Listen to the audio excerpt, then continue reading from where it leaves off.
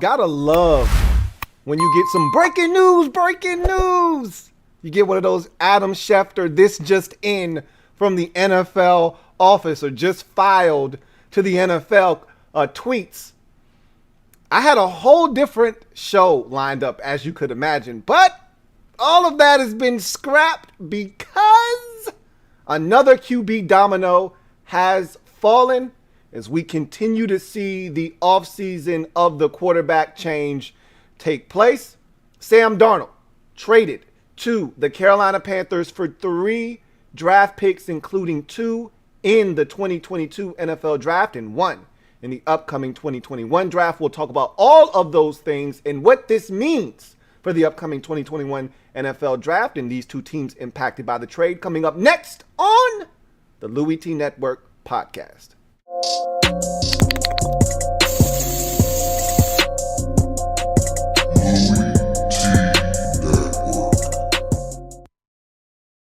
Who else could it be but me, your name, Louie T. Welcome to the 154th installment of the LouieTeeNetwork podcast. I, of course, am your set man, Louie T. Thank you for joining me. Hopefully, you had an outstanding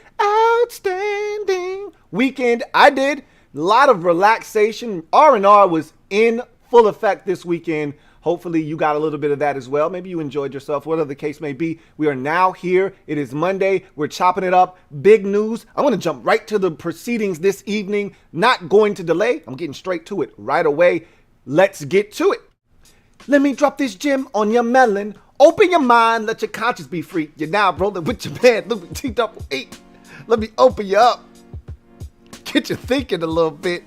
And I had a whole different Gem Droppin Session lined up for you guys. We're going to talk about, and I just moved it. All I did was reverse course a bit. We're going to switch that to the end of the show in garbage time. And we're going to start the show with the big blockbuster trade.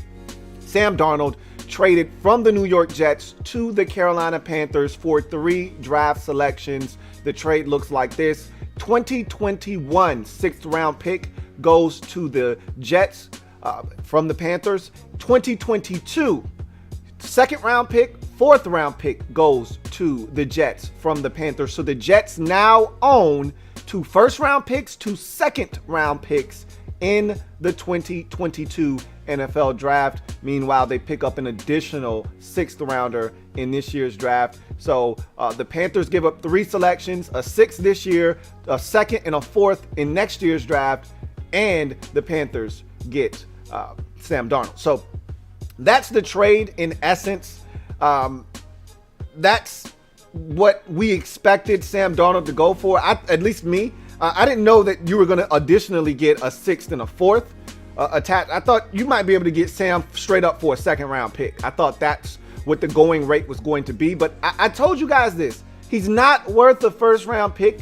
The Jets were trying to coax someone into giving up a 1st round pick. We were going to talk about them, and in case you missed it, and how, quote unquote, the Jets haven't aggressively tried to trade Sam Darnold. And I don't believe that for 1 second. I think they have been shopping him actively, and they just were waiting for the best possible price they could get. Everyone knows, it's no secret, the Jets are taking Zach Wilson number 2 overall. It's the worst kept secret in the league right now, okay?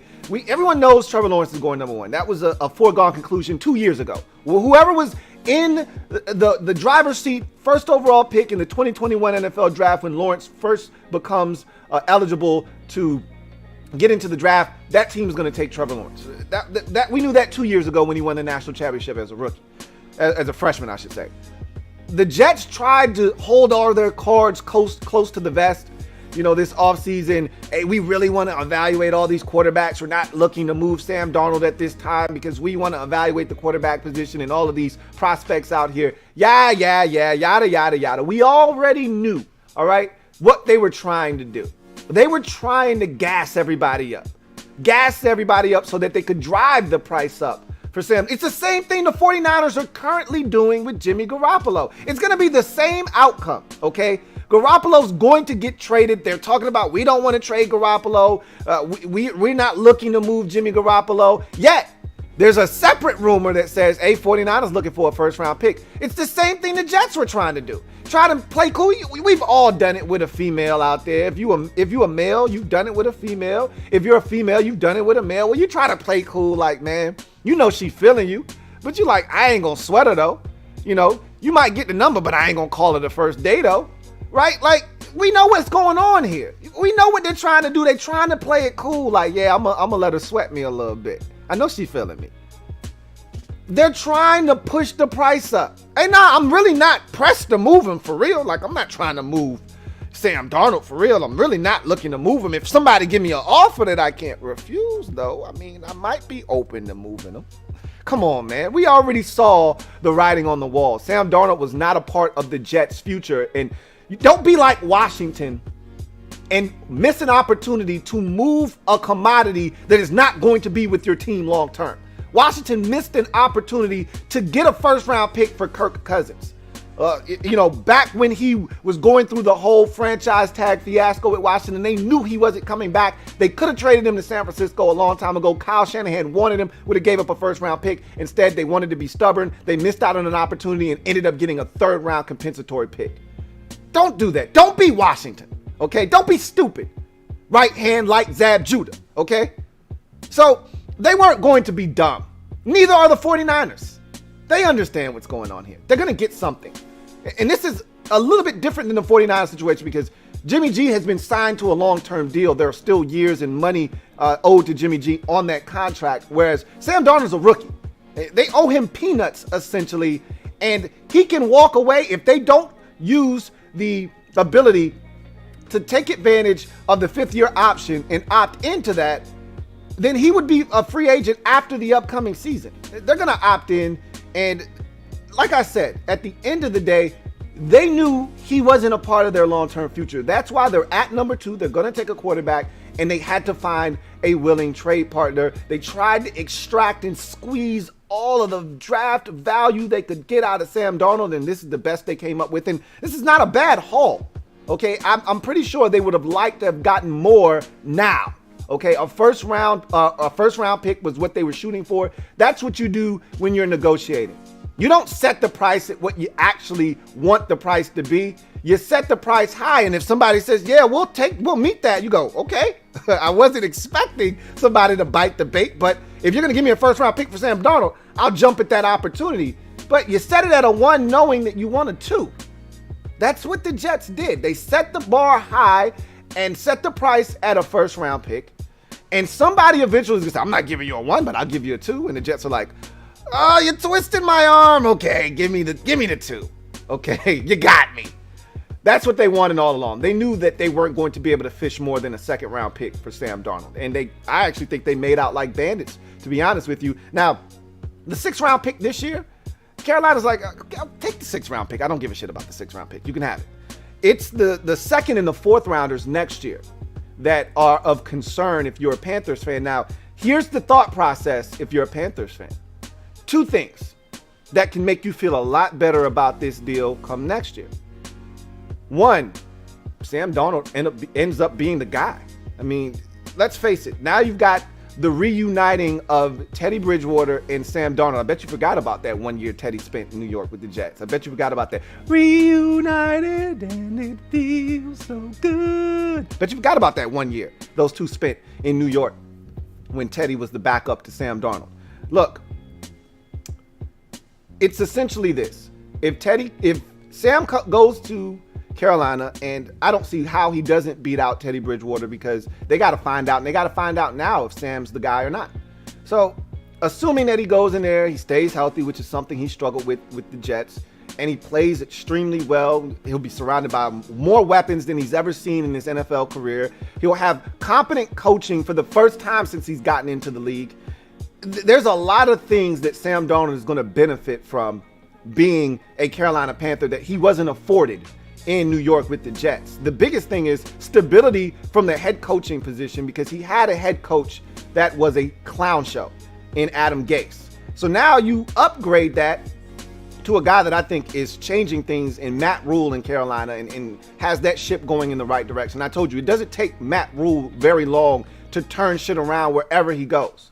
We've seen this happen at multiple stops. Wherever he goes, winning follows, and it usually doesn't take very long for that to take place. He did it in Temple. He did it at Baylor. He's going to do it with the Carolina Panthers. And we saw a team that had a lot of resolve and fight despite injuries and not having their best player be on the field for probably 80% of the games last year. They were in a lot of ball games and easily could have been an 8-8, 9-7 ball club if they would have been able to find ways to win games late. So this is a Panthers team that is talented.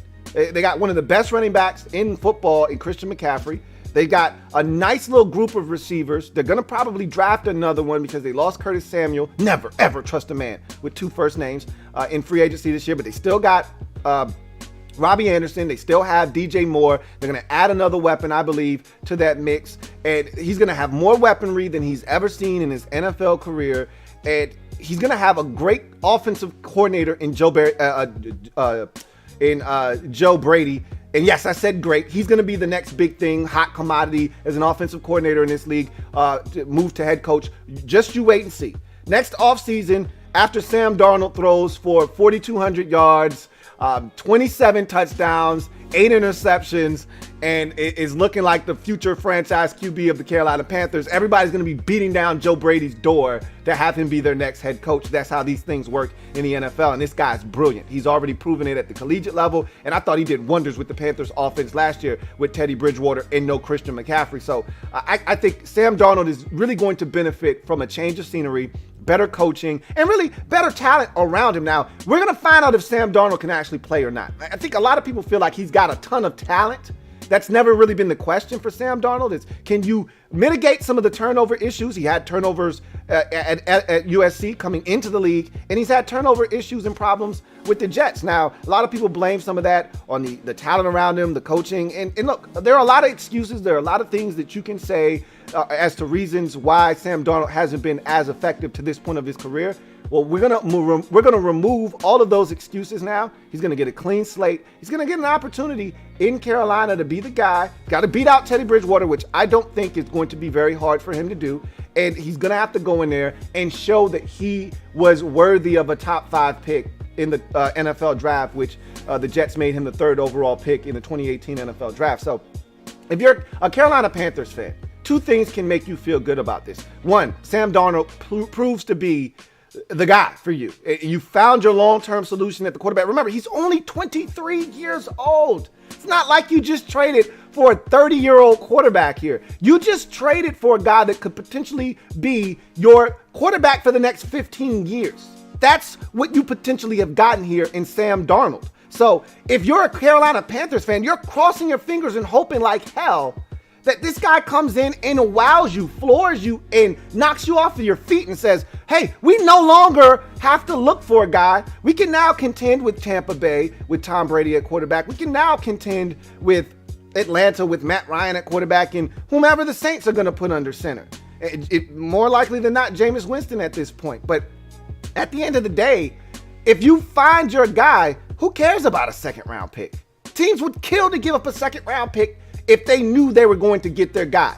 You've got a chance to find that out. And secondly, if you're good this year, if Sam Darnold comes in and plays well, look, you played well with Teddy Bridgewater, Black Alex Smith at quarterback. Dun, dun, dun, dun, Captain Check Down Junior.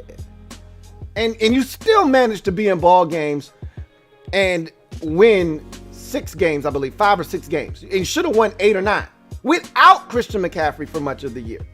So if Sam Darnold comes in, plays well, and let's say you go 9-8 this year. Let's say you go 10-7. Who knows? I don't know if there's that big of a spike and jump coming this year, but let's say for shits and giggles, 17-game season, you go 10-7, and that gets you a wild card, 7th seed in the NFC playoffs, which gets you the 21st, 22nd pick in the draft. You're like, cool, we gave up the 54th pick in the draft or whatever. You'll take that. You'll be like, okay, cool. Gave up a 6th rounder last year that we really didn't care about. The 54th pick, look, we all want our seconds, right? But if you found your quarterback of the future, who gives a shit about the 54th pick? It feels a lot less painful when it's 54 versus 34, okay?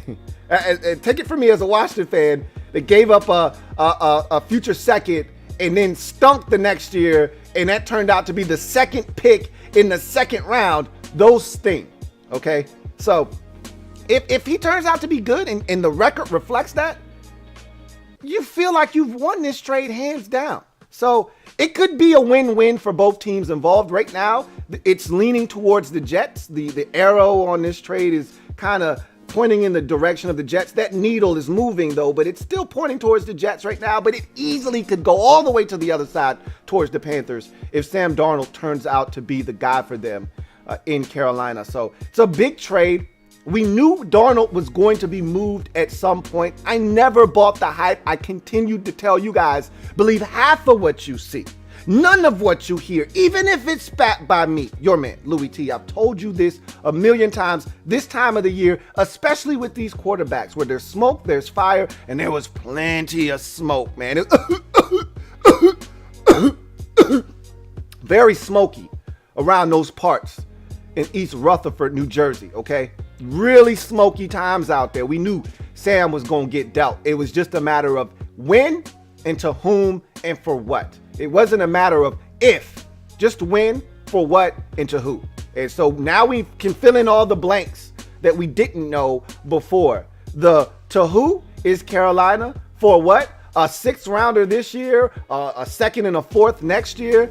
And when? On April the 5th. So we were able to fill in all the gaps now. So another big quarterback domino has fallen. We've talked about all these dominoes this offseason and how we expected all of them to topple over. And we've seen most of them do exactly that. I mean, now you got the Stafford trade in the books. That was the first domino to fall. We've seen all of the movement of all the free agent quarterbacks, Andy Dalton to Chicago, Ryan Fitzpatrick to Washington, Tyrod Taylor to Houston. You got Jacoby Brissett to Miami. And we've seen all of these quarterbacks kind of shifting around. Look, I don't know if any of these are going to be real impactful moves or not, outside of the trades, of course. But we knew that these things were a realistic possibility. We've seen 2 big trades in the top 10 of the NFL draft. We know where these quarterbacks are going. We don't know who the 49ers are going to take at number 3. That's been a big source of discussion as that trade was made on March 26th. Now we've got this trade here, Carson Wentz trade from the Eagles to the Colts. That was another domino, the second big domino to fall at the quarterback position. And now we're getting the last of the big dominoes that we expected from a trade standpoint this offseason. Deshaun Watson isn't going anywhere. Russell Wilson isn't going anywhere. Aaron Rodgers isn't going anywhere. I never thought any of those quarterbacks were going anywhere. So these were the ones that we thought could happen. I thought Marcus Mariota might have changed teams this offseason, but the Raiders were smart. They kind of lowballed him and made him wait until there were no teams out there available. And so he had really no choice but to re-sign with the Raiders and restructure. So this was the last domino we were waiting to fall. And it fell. And I can tell you it's impacted the draft because now the Panthers simply don't need a quarterback in the draft now. They've got their own experiment to conduct. They don't have to draft a guy in the top 10 anymore. They're not looking to come up. You know, there was this discussion about Atlanta at 4. That was the discussion we were going to have today. That Atlanta at 4 and Detroit at 7 are 2 hot spots in this draft because of the prospects of potentially having the ability to go up and get a quarterback. And those 2 teams could be some of the biggest beneficiaries of teams thirsty for quarterbacks. If San Francisco were to take Mac Jones, Atlanta would then turn into this major hotspot. Why? Because now all of a sudden Justin Fields, Trey Lance are on the board and somebody's going to be thirsty enough to come up and get him. So you're hoping if you're Atlanta that Mac Jones is the pick at number 3 so that Trey Lance and Justin Fields are there. More likely than not, Justin Fields would be the guy someone would come up to get. And you could sit there and say, hey, I got a quarterback here. If somebody's trying to come and get him, come and get him. I'll take him myself if nobody else wants to, but come and get him. He's for sale. And Detroit, same thing, because the thought was, hey, got to get in front of Carolina. They're going to get a quarterback. If you don't get in front of Carolina, you ain't getting a quarterback. They're going to take the last one. And so Detroit was sitting there, Birdman hand rub, like, yeah, I got that last quarterback here, man. Last of the big 4. I don't count Mac Jones in that discussion. I think the 49ers are making a big mistake if that's what they traded up to number 3 to get. We'll see. Time will tell on that or not. However, now this diminishes the value that Detroit's 7th pick has in terms of trade value. And we were going to talk about that in the Gem Droppin Session. We're going to talk about that now in garbage time later on in the show, so I won't get too much into that. But at the end of the day, this is a big trade because not only is it big for Carolina and Sam Darnold in a reset of his career and a chance for him to find a new home and finally settle in the NFL, and for the Jets, this is them essentially wiping the slate clean and setting the stage for them to draft Zach Wilson without him having to look over his shoulder and him being the guy in New York for the Jets, which we knew was going to take place. Jets tried to play us this entire offseason like we were dummies. We knew what was going on there, and it was only a matter of time before they moved on Darnold. It was was it going to be pre-draft? During the draft? One or the other. Was it going to be post-draft? It's either going to be pre-draft or during the draft. It ends up being pre-draft, and now this has ramifications on the draft. So there are a lot of trickle-down effects from this move by the Jets and Panthers. And it also something else to take into consideration is now, because we thought that this could happen, say, if Carolina had gotten their hands on Deshaun Watson, and maybe he would have probably been a part of that deal more likely than not. If they would have traded for Deshaun Watson, Teddy Bridgewater would have given them a quarterback option that they could have went into 2021 feeling good about just to get them by. And they probably would have still tried to draft someone with that 8th pick they would have gotten from Carolina, whatever the case may be. We talked about if Carolina were to get, and remember, they were after Matthew Stafford, very heavy were the Carolina Panthers. They were one of the teams very interested, and just like Washington, willing to give up a first-round pick this year to get their hands on Matthew Stafford. And so the thought process was, if the Panthers would have landed some big name quarterback, that would have made Teddy Bridgewater expendable. If he wasn't a part of the deal to net them a quarterback, he would have been expendable at that point. So the thought process now is, where does Teddy Bridgewater fit into this? Is he now on the block? But at this point, you look around and you say, who needs Teddy Bridgewater? Who is looking for that option at this point? All these this game of musical chairs at the quarterback position, just about every team has snatched up a chair because nobody wanted to be caught without a chair. As a wise man once told me, all right, don't want to catch a brick. Don't want to catch a brick. Make sure you got an umbrella. Don't want to get rained on. Nobody wanted to get rained on and not have a quarterback. So I feel like everybody's made a move that put them in a position that they weren't going to be desperate. So I don't know if there's anybody out there that the Panthers re-signed Cam Newton, or excuse me, the Patriots re-signed Cam Newton. And I've talked about Ryan Fitzpatrick to Washington, Andy Dalton to Chicago, Jacoby Brissett to Miami. Like, even the backup roles have been filled for the most part. Like, I don't know if you can get anything for Teddy Bridgewater at this point. Maybe the Saints say, hey, we'd like to have Teddy back. But why would they do that? They're going to run with this Jameis Winston experiment and see where it takes them. They got Taysom Hill already. I don't know if they really want to give up anything in the form of draft capital to go back and go down the Teddy Bridgewater route again. And we're going to talk about the Saints and a potential quarterback fix for them later on in the show. But that's another interesting dilemma, but I just don't know if there's anybody out there at this point of the offseason that needs a Teddy Bridgewater. We'll see. We talked about Alex Smith and him potentially ending up in Houston if the Deshaun Watson saga continues to play out and there's no end in sight. They may go to Alex Smith. It doesn't cost them anything from a draft perspective, though. It doesn't cost them any compensation to sign Alex Smith. It'll cost them compensation, which they don't really have to give up right now, to go get a Teddy Bridgewater, which is why I don't think anybody's going to be clamoring to give the Panthers anything for Teddy Bridgewater. That could be a domino, though, that we see fall later on in the season. Say a quarterback goes down before the start of the season, or a team is struggling at the quarterback position, during the season, and they feel like they're in a position to win and win now, maybe a Teddy Bridgewater gets you by. Let's say your quarterback is going to miss 6 games and you feel like you're a Super Bowl contending team. Maybe Teddy Bridgewater is a guy that could steady the ship for you for a 4 to 6 week period. It's tough, though, in season to go get a guy and expect him to come in right away and help you, because he doesn't know your system, and you're going to have to really minimize what you call and water down your offense significantly because he hasn't been there all offseason. But that's something else to take into consideration as well. Injury or two in camp could spur action on a deal to move on Teddy Bridgewater. But that's interesting. I think they're going to be stuck with Teddy Bridgewater when it's all said and done in Carolina and his salary. But nonetheless, I got a couple of super chats that I want to get to real quick before we move on. This first one is from Tony P56. Thank you for the super chat, Tony P56. Greatly appreciate you. Tony P56 writes, Lou, took me a week on my work commute to listen to that 3-hour live. LOL.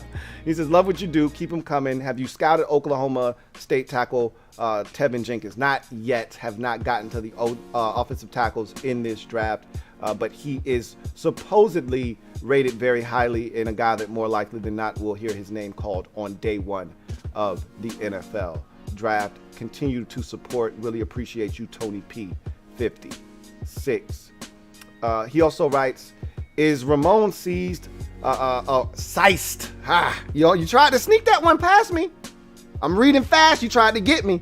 Is Ramon seist about the trade creeping under your cap? Of course he is. He's always excited. Look, Ramon, every day he gets to see the light of day, Ramon is excited. So you don't even have to ask, is he seist? He's always seist. You know, when he's alive and well, that man is excited to see the light of day. So thank you for for doubling up, Tony P56. Greatly appreciate you. I'll take a couple of these comments that we have. If you're out there, you want your comment read, use that hashtag LouieTLive to have your comment read on the air. I want to get a couple of these knocked out. Again, if you're out there, you have a pertinent comment, use the hashtag LouieTLive to have your comment read, or you can super chat to jump straight to the front of the line. Reese says, so Lou, is Darnold their guy, or do him and Teddy battle it out for the starting gig? I would assume that they would have a quarterback battle, a competition for camp. I mean, they don't want to just hand it over to Sam Darnold, but they'll give him every opportunity to win that job because they need to find out. You gave up a 2nd rounder and a 4th rounder next year and a 6th rounder this year. You need to know if this is the guy or not. You don't have time to play around. Darnold only has 2 years left on his contract, and one of those years requires you to pick up the 5th year option. So you don't have a lot of time to find out if Sam Darnold is the guy. If he can't beat out Teddy Bridgewater anyway, then you probably have the wrong guy anyhow. So I would assume that he's going to be the guy. Whether there's a competition, a pseudo competition or not, he's going to get the start. He's going to get the nod if he's healthy and gets through camp and is able to stay upright. He's going to get the nod because they need to find out if they made a mistake here or if this is a guy they can proceed into the future with. So I would assume he would be the guy for sure. Reese says, Sam Darnold looks like Lego police officer. He's got a square box head. I do know that, but we'll see if this move definitely helps for Sam Darnold in his career. I think it's the best thing that has happened to him since getting into the league. Let's see if he takes advantage of this opportunity. Sean Jennings says, are the Lions still going to trade down? We're going to talk about that later on in the show. Darren says, Lance isn't fit to clean Jones's cleats. I vehemently disagree with that assessment. But again, everybody is entitled to their opinion, and we'll see what happens. We'll see what happens. Ash Gaming says, JP Finley just tweeted, Washington won't be going after Teddy. He didn't need to tweet that, but some of you needed to hear that. There was no more quarterback movement for Washington this offseason other than drafting a quarterback if one should have fallen into their lap. That's it. There will be no more quarterback movement for Washington. They're done. They re-signed They tendered Kyle Allen, they re-signed Taylor Heineke, and they signed Ryan Fitzpatrick. There is no more quarterback movement for Washington. Again, outside of a rookie quarterback that it's too good to pass up for them, there will be no more movement. So JP Finley probably said that because there were a few people out there asking outrageous questions. And, you know, every time something happens, Washington fans want to know, how does this affect us? You know, it doesn't. We had a chance to trade for Sam Darnold. We didn't. I think we explored. I don't know how willing the Jets were to move him at that time for anything less than a first. And so who's to say Washington didn't offer them something similar to this in a package, and the Jets just turned it down because at the time they were still fixated on getting a first-round pick. Who's to say? At the end of the day, they got what ultimately they were going to get for Sam Darnold, and they settled in once they realized, okay, we've extracted all we could out of him from a trade value and draft capital's perspective, and they moved on and they got what they could. They did the right thing. Got another super chat. This one is from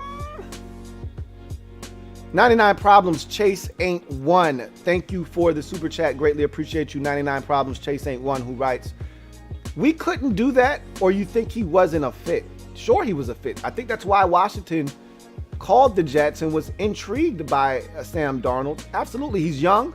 He's everything you're looking for. He's young, he's talented, and he doesn't cost you a lot, you know, and so they would have had an opportunity to find out. Yes, he would have fit into the offense.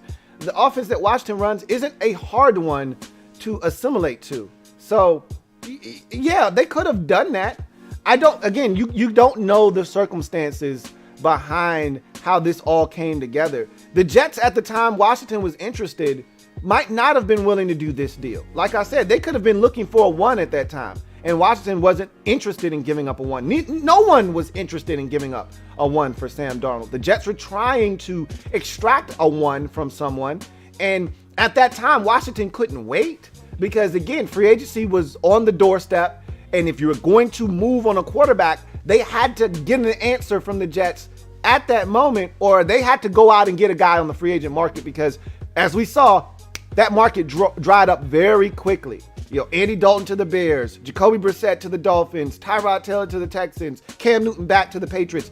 Everything happened very quickly. Those dominoes were falling. You had to get your guy, or you're going to be left without a chair in this quarterback musical chairs scenario. So I don't think this was ever a situation where, you know, Washington couldn't afford to pay that price, or wasn't willing to pay that price, or he wasn't a good fit for them. I think it just really boiled down to the fact that Washington didn't have time to waste, and the Jets were trying to slow play this because they were trying to get a 1 out of somebody. Washington wasn't willing to give up a 1. Nobody was willing to give up a 1, but the Jets didn't know that at the time, and they were trying to get someone, and they weren't able to. Just like the Eagles were trying to finesse somebody for Carson Wentz, and after they realized nobody's giving up a 1 for Wentz, even though that could turn into a 1, it's a conditional 2 right now that could turn into a 1 with playing time being met, you know, incentives and playing time conditions being met.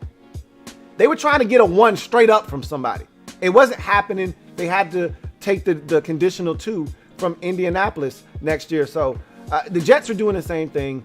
This is the deal that they got. I don't think it's necessarily any reflection on Washington not being a good fit, or Darnold not being a guy that they weren't interested in, or them not being able to do this. I just think at the time it wasn't a good fit for either team because of what the Jets were looking for at the time, and Washington just not having a ton of time to sit around and wait on the Jets to make a decision. They had to move fast in order to get a quarterback, especially Ryan Fitzpatrick, who was highly sought after this offseason.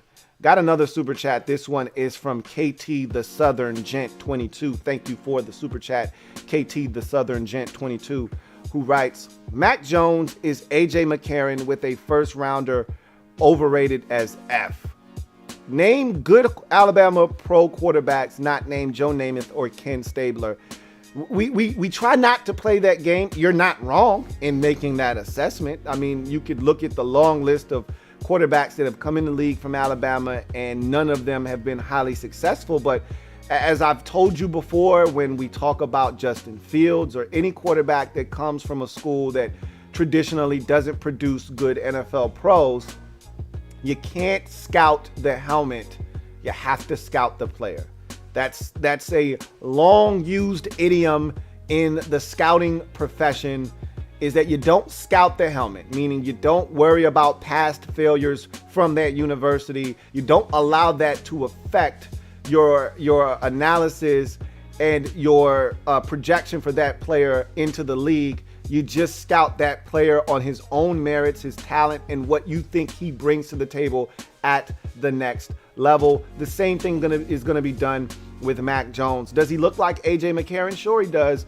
I think he's a lot better than A.J. McCarron ever was at Alabama. However, I do think Mac Jones is overrated at this point. Anytime, I thought Bucky Brooks did a tremendous job of laying out why Mac Jones shouldn't even be a first-round pick. I've already said my piece on this situation, that Mac Jones for me isn't a first-round pick. And he said first-round picks, especially guys that go in the top 10 in particular, it's reserved for superheroes, okay? Guys with superpowers that can transform organizations and help you win ball games. And he says Mac Jones doesn't have any superpowers, okay?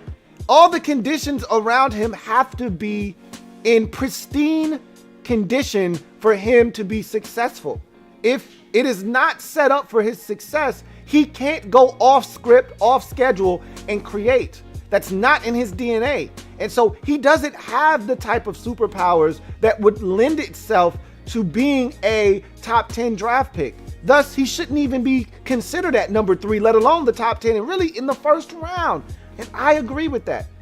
Am I saying he's not going to be a good NFL quarterback? No, that's not what I'm saying. He gets in the right system, the right fit, with talent around him, he could tear it up. But a lot of people want to, oh, well, he could be the next Tom Brady. He might be. He might be. Nobody thought Tom Brady was going to be Tom Brady, which is why he was drafted in the 6th round. But I'm just looking at Mac Jones. I'm looking at his body of work. I'm looking at the things he provides, and I'm just not blown away with the trajectory of the NFL game and where it's heading and the things you need to be able to do at the quarterback position. He just doesn't check all the boxes for me. So I get where you're coming from, but I'm not going to just dismiss him because of his helmet. It's a disservice to Mac Jones, but I understand where you are coming from. Thank you for the super chat. Got another one here from Chauncey Davis. Thank you for the super chat, Chauncey Davis. Greatly appreciate you. Who writes, Lou, Micah Parsons' pro day today puts him back in the top 10 of the draft, regardless of the personal issues. Like I said, Micah Parsons blew up at his pro day a couple of weeks ago. To me, he's a top 10 pick. Somebody's going to take him. Character concerns or not. If you've vetted him thoroughly, you feel good about it, you've talked to enough people to get just a good feel for what this guy is as a person, then if you're satisfied with the answers you've gotten, you pull the trigger on him. If you're not, if there are any questions, if you've got any concerns, reservations, or anything of that nature after talking to people that would know this guy in and out, then you don't need to pull the trigger on him anywhere near the top 10. And for that matter, I wouldn't even be really confident in pulling a top 32 picks on him in the draft. I wouldn't spend a first round pick on him, at that point, if I wasn't comfortable with what I've heard from people that should know about his character. So Micah Parsons is a top 10 pick, and he's going to go top 10. I haven't heard enough about the character issues, the red flags. I haven't heard enough about them to feel like it's enough to have him dismissed from the top 10. All I've heard about is his talent. I haven't heard anybody, and again, people tend to stray away from those types of topics because they know how they can impact a guy's draft stock. So they don't want to really publicly verbalize these things because you don't want to hurt a guy's potential to earn. However, it's not something that these teams are unfamiliar with. It's not like they don't know about, some of the issues that he had at Penn State and some of the things that have gone on behind the scenes. I'm pretty sure they've done their homework. And if you're satisfied with what you've heard, they're going to pull the trigger on him relatively early. So we'll see what happens with him again, if the Lions are forced to pick at 7, I just don't know how he gets past the Detroit Lions at number 7. But again, we shall see. Let's see. We got another comment here from KT the Southern Gent 22. He says, we'll get a draft gems like you did for Alvin Kamara. Sorry, I know you didn't. You wanted him in DC. Alvin Kamara was the draft steal for me because I said he had first round talent. I was one of the few people I remember. To me, that's my biggest dub I've ever gotten in the draft, was me really banging the table for Alvin Kamara and projecting him out to be an NFL stud when nobody else really saw it because there was limited production for Alvin Kamara at Tennessee. Remember, he started out at Alabama. He transferred because it was a loaded backfield. He goes to Tennessee. He has one stellar season, and people really couldn't see the talent that was Alvin Kamara. He didn't run a blazing 40 time, and so that may have hurt him. But I said, if you watch the tape, you know what this guy can do. And I said, I would spend the first round pick on him. And my team, the Washington football team, needed a running back that year, and I wanted to take him in the first round, but obviously that did not happen. So the Saints got themselves a gem, a steal, and they're looking to do that again in the upcoming draft. DR3 Day, okay, says, if you're Washington, do you trade for Watson or move up to draft a young? You're not trading for Watson. Watson's not going anywhere. The Texans aren't going to trade him. So you don't have to keep talking about that. I just don't see the Texans moving Deshaun Watson anytime soon. I think they're preparing themselves for a standoff. I think that's what all the moves that they've made this offseason is, that of a team preparing themselves for either Watson to return or for Watson to sit out and then be okay. Either way, I don't see him being traded. I think that's why the Panthers went ahead and moved on Sam Darnold. If they felt there was any chance, because they had already cleared out cap space, they had already got all their ducks lined up, they were ready. They were the team, and that's close to home for Deshaun Watson. Carolina is. They were ready to go and get him. And they had done everything in their power to clear the deck to make sure that they were in a position that if the Houston Texans ever said, okay, this thing isn't going anywhere, Watson's open for business, any takers, the Panthers were going to be first in line. They've even come to the realization that we don't have time to continue to sit and wait for the Texans to make up their mind. It doesn't seem like they're budging, and we can't sit and wait for them. We're going to make this move for Sam Darnold. I don't see the Texans moving on from him. And Washington, are they going to trade up for a young quarterback? I don't think that's what they're going to do, but I wouldn't rule anything out. We've seen a lot of things happen this offseason that we didn't expect. So I wouldn't rule out Washington or any other team for that matter trading up with Atlanta or some other team in the top 10 to go and get one of these quarterbacks. I would definitely consider all things to be on the table at this point right now. Let's see. Got another super chat. This one is from Protect Sports Network. Thank you for the super chat, Protect Sports Network, who writes, Panthers won the trade, and thanks for the love, bro. No doubt about it. Again, so happy to see the growth that your channel has really taken on, and I want to see you continue to grow, leaps and bounds and strides taken. I'm really happy for what you're doing and where you're going. As far as the Panthers winning the trade at this moment, hard for me to say that because I'm not a Sam Darnold fan. Let me reiterate my position. I wasn't a Sam Darnold fan coming out of USC. I haven't seen anything with the Jets. There have been moments. There have been flashes. You know, there was that stretch after he had mono in 2019 when he had mono, missed a bunch of games, came back. That first game back was against Dallas. He lit them up and proceeded to win like 6 out of their final 7 games or whatever it was down the stretch. They finished up the season pretty hot, winning some games, beat the hell out of us in Washington that season. They were up 34-3 at one point in the game. Sam Darnold was looking like a possessed man in that game. He's had his moments. That Thursday night game against the Broncos this past year, they lost the game, but Sam Darnold, remember, had a 46-yard touchdown run, didn't know he had those kind of wheels, took a shot, left the game, came back, rallied the Jets, gave them a chance to win before ultimately losing that ball game, but showed some toughness, some poise, some moxie, some things that we kind of questioned with him. Because we all remember the seeing ghost comment, which I think really did more damage to him and his rep in this league than anything else. ESPN should have been ashamed of themselves for putting that out there. I know it was a great soundbite, but they did so much damage to him. If I'm a team looking for a quarterback, just that soundbite alone might have been enough for me to say, I don't know if I want this kid. I don't know if he's mentally tough enough. When a guy's seeing ghosts and is willing to admit it, knowing he's mic'd up, that tells you a little something about his mental state. So I'm not a Sam Darnold guy, so I can't say Carolina won this trade right now.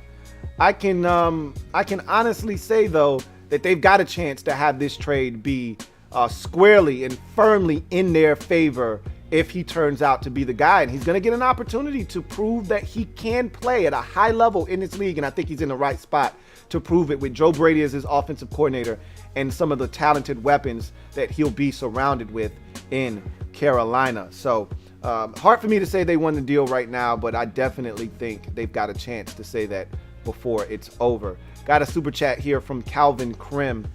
Thank you for the super chat. Calvin Krim writes, spillage, Lou, spillage. Spillage indeed. Like I said, this doesn't help from a spillage standpoint because that's one less quarterback potentially taken in the top 10. You wanted all 5 of them gone in the top 10. If the 49ers are foolish enough to trade up to number 3 to select Mac Jones, you wanted all 5 of these quarterbacks gone in the top 10. That's how you get the spillage that we've been talking about. And Carolina was one of those teams we were banking on to take one of these quarterbacks. And if Carolina was looking for a quarterback at 8, which we all assumed they were before this trade, that was going to force Detroit to have to trade out of the pick to allow somebody else to come and get it, or the Panthers were going to take that quarterback. Now, with the Panthers not at 8 looking for a quarterback, the Lions pick all of a sudden doesn't feel as hot and spicy. Doesn't feel as spicy now. So that might not prompt a team to come up and get a quarterback in the top 10. Now, I still think even if the 49ers elect to go in a different direction, Justin Fields, Trey Lance, whatever the case may be at 3, I think that takes Mac Jones out of the top 10, and it doesn't preclude him from being in the top 15, though. Still don't see him getting past New England, and so somebody else may trade up to 12 or 13 or 14 to get him. But 5 quarterbacks in the top 10 was going to maximize spillage. And with this trade, it diminishes the fact, the chances that 5 quarterbacks are taken. But again, if Mac Jones goes 3, I still think you see 5 quarterbacks in the top 10. That's going to be the key to ultimate spillage indeed. But now that the Panthers sitting at 8 don't have to take a quarterback, now they're going to take one of the players that we were hoping was going to spill out of the top 10. So now they're in a position to take a Micah Parsons at 8. They're in a position to take a Kyle Pitts at 8 if he's available. They're now in a position to take. They just lost Curtis Samuel. Never, ever trust a man with 2 first names. They're now in a position to take one of the Bama boys at receiver, Jalen Waddle at 8. They're in a position to do that now, where they weren't needing a quarterback at 8. So this could diminish a bit of the spillage, but we'll still see what happens nonetheless. Got another super chat. This next one is from Chauncey Davis. Double up. Thank you for doubling up, Chauncey Davis. Greatly appreciate you. Chauncey Davis writes, Lou, still in the car with you and Ron. Ron's plan. I told you, don't take that seatbelt off. Buckle in. Get ready. I don't know how this ride is going to end up. I don't know how long this ride is going to be. I don't mind you asking me, are we there yet? Are we there yet? Are we there yet? A million times. Because I don't know when we're getting to our final destination with Ron. But just keep your seatbelt on and enjoy the ride. That's all I can tell you at this point. Just enjoy the ride. So glad you're still in the whip with us. And trust me, I'm not getting out.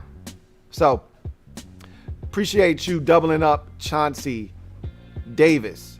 Got another super chat. This one is from 99 Problems Chase Ain't One. Double up. Thank you for doubling up. 99 Problems Chase Ain't One.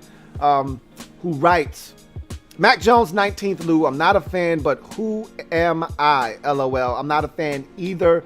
I don't think he gets to 19 personally. I don't think, with all the hype surrounding Mac Jones, and I talk about this every year about quarterbacks being pushed up the draft, I just don't see how Mac Jones is going to get to 19. And it's crazy how fast this has happened, because he went from a fringe first rounder to a guy that we thought late first round to a guy that we started talking about in the mid portion of the first round, maybe right around 19 to Washington. And then he's gone from there to, well, maybe he doesn't get past New England at 15 to now, hell, he could go as high as number 3. I mean, it's just crazy where we've gone with Mac Jones, but it's not uncommon for the quarterback position. We've seen this happen with numerous quarterbacks in the past, whether it's Mitchell Trubisky or going back a ways to Jake Locker and the Blaine Gabbert draft, where those guys got pushed up when they didn't deserve to be first round picks. It happens all the time at the quarterback position, because teams will never stop being desperate to find a guy. And it's the one position that forces you to reach, even if you're not as comfortable. Teams still reach anyway, because you never know if you've uncovered the next Tom Brady, Russell Wilson, Aaron Rodgers, or one of these guys that can change your franchise. You just don't know. You don't know if you've gotten yourself a guy in a Russell Wilson that you get in the 3rd round that could change your fortunes, and you're getting him in the 1st round. Obviously, you just don't see those kind of guys fall to the 3rd round anymore. So we'll see what happens. It's a crapshoot. This draft thing is an inexact science. That's why no one can actually nail this thing down and say, hey, I know what the hell I'm talking about, because nobody, even the guys that get paid to do this, don't even know what the hell they're talking about or what's going to happen. It's all a projection. It's all about scheme fit, coaching. All of those things come into play. If Tom Brady doesn't land in New England, is he Tom Brady? That's the debate that a lot of people have. I tend to say no. If he doesn't get with Bill Belichick, if they aren't together for 2 decades, I don't think there's a Tom Brady. If he lands in Cleveland or if he lands in Washington, I think he's destroyed. I think he's just another 6th round pick that failed in this league that we don't even bat an eye and talk about. But he landed in New England, and the rest is history. So we always have to make sure we talk about fit, and how does a guy fit in that particular system. How do those coaches respond to this guy's talent? How do they tailor the playbook and the talent surrounding that guy to fit his skill set? All these things matter. Lamar Jackson isn't Lamar Jackson if the Ravens don't go all in and surround him with guys that fit his skill set and tailor the offense to his skill set. If they tried to turn him into a drop back passer right away, like Robert Griffin III, who decided he didn't want to run anymore, that's how you destroy a guy's career. So all of those things come into play. You can't forget those things either. Thank you for the super chat, doubling up. 99 Problems Chase Ain't One. Got another super chat here from Hunter Hodovic. Greatly appreciate you, Hunter, who writes, what up, T? With Sam off the board for the Washington football team, you feeling Davis Mills or Trask more? Keep up the great work. I appreciate you. No, I appreciate you, Hunter Hodovic. I think that if Washington is interested in a quarterback, it'd be a guy like Davis Mills, because he still has a little bit of athleticism. Even though Ron has said that doesn't really matter to me. A guy doesn't have to be able to run if he can manipulate the pocket, which I think Mac Jones can do that, and I think Kyle Trask can do it as well. I think Davis Mills would be a guy that would kind of fit that, we want to have a quarterback that we groom that isn't ready to play right now, but can learn from Ryan Fitzpatrick and maybe have an opportunity to play next year. But I don't see them drafting that kind of quarterback this year. I just don't. Honestly speaking, I see them drafting a quarterback either in the 1st round or not at all. Personally, that's how I view this. It's one or done or none. Okay, one and done or none. Either you get one in the 1st, or you don't see them draft one at all, and they go back at it next year and see, what they can do to upgrade the position next year in the draft. But I don't think that's where their mind is right now, is going after a quarterback in the 3rd or 4th round of this year's draft. I could be wrong. Got 2 3rd round picks this year if you're Washington, but I think they're more concerned with just building the overall roster and talent on this roster than looking to find a quarterback to drop into the mix. Again, the best way, the most efficient way to win in this league is getting a quarterback on a rookie contract that can help you. And drafting a guy outside of the first round, not having that fifth-year option and wasting a year on a guy that doesn't have a fifth-year option is not optimal in this league. So I'm not saying it's out of the realm of possibility. It's just not optimal. You don't draft a guy in the second or third round, have him be the guy, but don't play him in year one. You wasted a year. Now you only have 3 years left on his rookie contract, and it just closes that window. Again, if a guy is that good, he'll usually go in the first round anyway, but if that guy's good, you're going to have to pay him. And it just changes the whole entire contract situation and cap situation for your team moving forward. And so, again, I don't think Washington is interested in drafting a third-round developmental quarterback with Ryan Fitzpatrick, Taylor Heineke, and Kyle Allen all on the roster. I think it's either first-round quarterback, a guy in the first round, whether that's trading up or sitting at 19 and one falls into their lap, or no quarterback at all. That's the way I view it right now for Washington. Thank you for the super chat. Got another one here from Russell Keaton. Thank you for the super chat, Russell Keaton. Greatly appreciate you. My man Russ writes, just showing some love, man. I enjoy the show. Y'all hit that like button for my man Lou. I really appreciate you. And because my man Russell Keaton has given me the opportunity to take advantage of this, I'm going to take advantage of it. You guys, hit the subscribe button if you haven't already done so to become a staunch supporter of the Louie T Network. A lot of great content on this channel, including the Louie T Network podcast, which you are currently tuned into. Don't want to miss any of this, so hit that subscribe button. Turn on your notification bell. I know for some of you that hasn't been working as much of a late, but hit the notification bell as well so you don't miss a thing. And also hit the like button, as my man Russell Keaton has said. Already over 100 likes, which is awesome. Really appreciate you guys. Let's get it up to 150 now, and then we'll try to shoot for 200. Over 360 of you out there, so let's hit that like button if you haven't already hit it. I greatly appreciate all of you who have already hit it, and I thank those of you who haven't hit it but eventually will in advance. Got another super chat, and thank you once again for that super chat and your support, Russell Keaton. Got another one here from Chauncey Davis. Thank you for tripling up, Chauncey Davis. Greatly appreciate you, my man. Chauncey writes, Lou, I think somebody gonna fall to us at 19 that we didn't think could. This is what we talked about. This is what my man Calvin Krim talked about earlier, that I've been referring to and always have referred to as the spillage.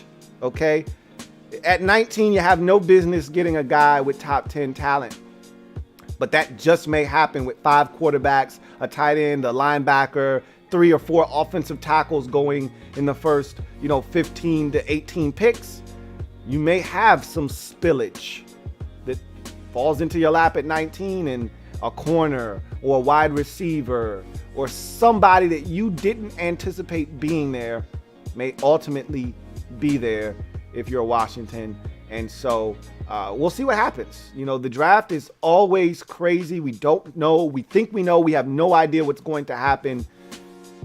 The only thing we can say now is that instead of draft night theatrics taking place, we're seeing a lot of theatrics take place prior to draft night. So we kind of know all of the craziness that's going on already going into the draft, instead of waiting until the night of, where the 49ers could have pulled off this deal and then the Dolphins could have come back into the top 10 and traded with the Eagles on draft night and had all this buzz.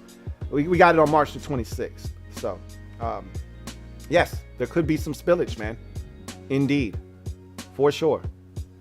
Got another super chat. This one is from Just Andre. Thank you for the super chat, Just Andre, who writes, how you feel about Rondale Moore? We'll talk about Rondale Moore on Wednesday this week, as we will break down the wide receiver position.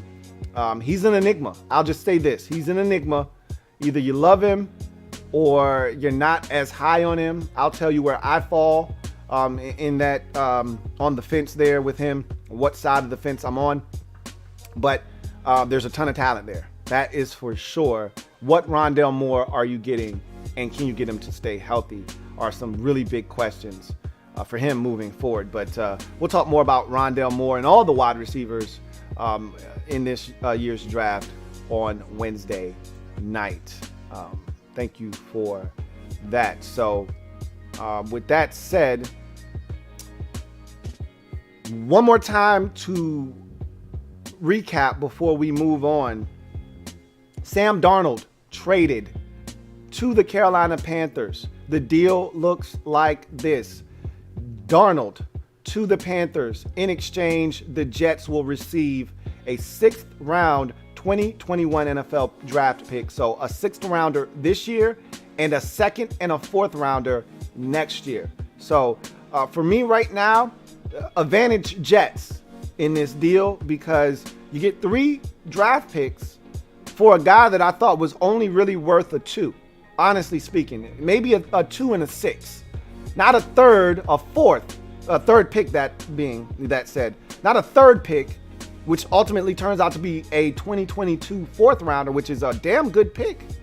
4th round. I told you I value my 4th round picks very highly. Okay, I told you 5th round or later, have at it. You want to trade those around? You want to play musical chairs? I trade you my 5th for your 5th. I trade you my 6th for your 6th. I'll trade you my 7th for your 6th next year. Whatever. Have fun with those. Okay, the 5th round and later, knock yourself out. But the first 4 rounds of the draft, I very much so value those draft picks and don't want to give those away. So to get a 4th in this deal as well, I think that's a win for the Jets right now. I think they extracted as much value as one could have possibly hoped, if you're a Jets fan, out of this deal. And again, who knows what the Panthers are getting themselves into here. They could be getting a bum. Sam Darnold could look just like he did for much of his career in New York, and they could figure out very quickly, yeah, this guy stinks. And the Jets are saying, we got him. Okay? You could get the Mugsley laugh. Or the Panthers could say, hey, man, really appreciate y'all, man. This dude is effing awesome. Really appreciate y'all. Thanks. So we'll see what happens. We'll see what happens, but it's another domino in this quarterback carousel this offseason that we said was going to be crazy. It's been topsy-turvy. We've seen a lot of quarterback movement. Add this to the list now. Darnold, now a Carolina Panther. And what does this mean for Teddy Bridgewater? And what does this mean for the 2021 NFL Draft? I think we'll discuss a lot of those things on the remaining portion of this podcast. Got another super chat before we switch gears. This one is from Chauncey Davis. Thank you for the super chat, Chauncey Davis. Greatly appreciate you, my man. Chauncey Davis writes, thank you, first of all, for your 4th super chat of the afternoon. Greatly appreciate you. Chauncey Davis writes, Lou, for an old fella, your show gives me something positive to look forward to. Thanks.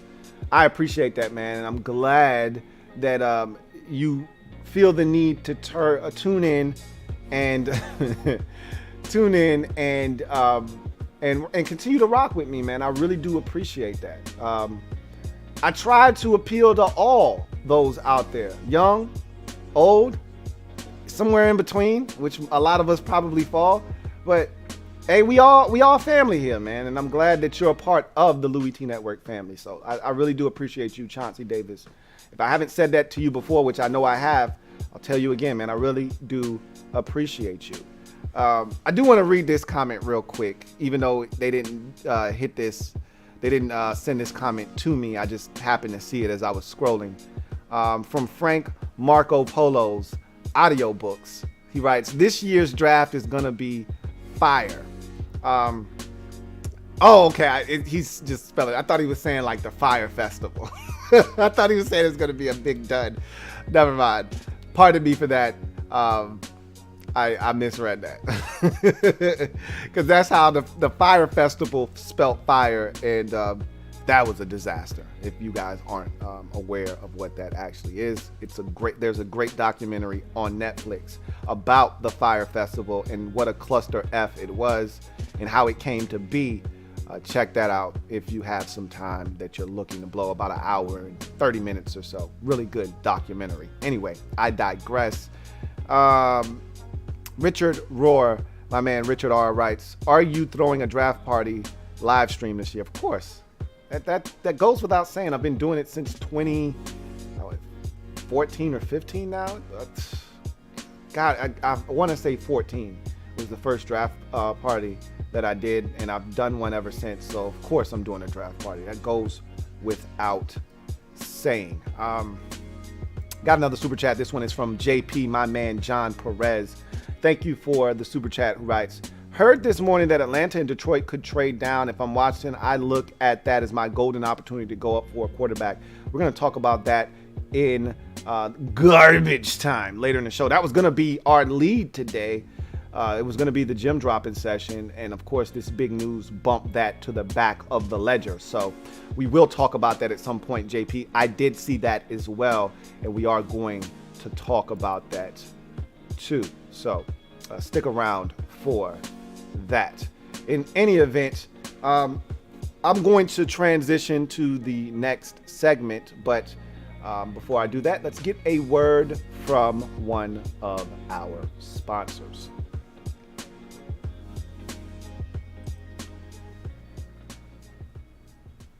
Want to thank Manscaped and their products for sponsoring this podcast. Real quick, spring has sprung. It is in full effect, and sounds like there's time for you to do some spring cleaning. Okay, that's where Manscaped comes into play as you trim up your lower area, get your balls nice and tidy with their perfect package that you can get off of the website manscaped.com. We'll talk about some of those products quickly. Let's go through them briefly. First things first, crop preserver. To me, this is a must for anybody out there with musty balls. Okay, you take a bath, you come out of the shower, you use the crop preserver. It's a ball deodorant. You put it on. Again, you don't wait till your underarms get musty to put on deodorant. You use it as a preventative. Same thing with the crop preserver. Put it on after you thoroughly towel off your balls after you get out of the shower. It's going to keep you smelling fresh, and it's light. It's not heavy, so it's not something that's overwhelming. Just enough of a scent that you smell like a freshly groomed man, but not overpowering like, damn, what you got going on down there. Then, if you do get a little tart, if something were to happen, you have a workout, you get a little tart, that's where you come with the Crop Reviver, little spray, couple sprays of that, get you back to where you need to be until it's time for you to take a bath and repeat the cycle all over again. The reason you get musty down there is because you got too much damn hair down there, which is where their Lawnmower 3.0 comes into play. Skin safe technology allows them to get down there, shave it up, get it nice and tidy without getting nicked. Okay, so all of these things you will find in the perfect package. They also give you a free travel bag. They also give you a pair of free underwear. There's a great bit in this package that you should be excited about, and you can get it all on manscaped.com. Use the promo code LouieT to get you 20% off. That's manscaped.com. Use the promo code to get you LouieT to get you 20% off plus free shipping. Okay, look, spring is here. Time for you to do some spring cleaning. All right, and trust me when I tell you this, your balls will thank you. Let's transition to in case you missed it. Got a few things I want to talk about. The first thing we were going to talk about was the Jets not actively and aggressively trying to move Sam Darnold, which I didn't buy, and I was going to tell you guys that today. Well, here we have it. The trade has been made, and all of the discussion around the Jets not actively and aggressively trying to move him have all come to pass. Again, I thought the Jets were looking to move him all along. They knew they wanted Zach Wilson, or they wanted Justin Fields. Zach Wilson has blown them away. I don't see how anybody that was in the number 2 spot needing a quarterback would have ever entertained not taking Zach Wilson at 2. I don't see how that could happen. The Jets went to his pro day, fell in love with him even more, and now they've decided to pull the trigger on moving Sam Darnold. So we'll move on from that topic because it's no longer relevant. In case you missed it, Russell Wilson wants AB in Seattle. So I find this interesting because of all of the chatter of Russell Wilson wanting more control over the roster and more say-so in who the Seahawks should bring in. Seahawks brass not very happy with Russell Wilson and those comments in the media firestorm that it created. They're not dumb enough to move him, however. Bears came aggressively calling after him, and the Seahawks said, are you stupid or something? You think we're really going to trade him even though we're upset with him right now? All families have disagreements, and you get mad at your family members, but you don't trade them, okay? So they're not looking to move Russell Wilson because without Russell Wilson, they're not a credible NFL franchise. They don't make the postseason every year. They don't have a chance to win the Super Bowl. If there's no Russell Wilson, they're not dumb.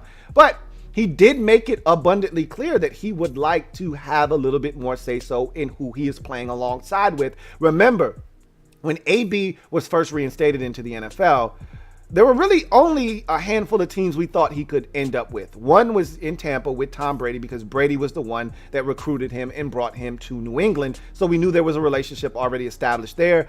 And Bruce Arians initially came out and said, hey, we're not interested in AB. But then they had a bunch of injuries, one most notably to Chris Godwin.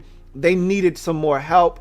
And I can tell you this, Brady was probably instrumental in him coming to Tampa Bay and them feeling comfortable enough to bring him on board. With no Tom Brady, he wouldn't have been in Tampa. There's no doubt about that. Bruce Arians really wanted nothing to do with AB, which is why I don't think he's back in Tampa right now. But that said, I also want to add this. I think they feel like the kid they drafted out of Minnesota last year can take AB's spot in the offense. Like, they groomed him last year. He started to come on. He made some big plays for him throughout the season. And again, his biggest play wasn't even a catch last year. It was beating the corner for Green Bay,